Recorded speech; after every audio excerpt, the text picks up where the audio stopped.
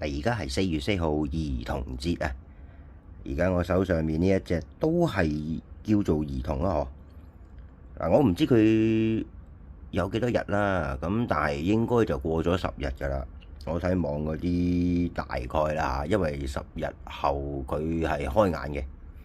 咁而家佢就因為我嘅叫做工作關係啦，就即係令到佢叫做有個老豆有個老母就變咗失散咗啦。咁唯有呢，我暫時就充當住先啦。以後係點呢我都唔知。咁但係佢就好精神，好彩呢家第3日啦。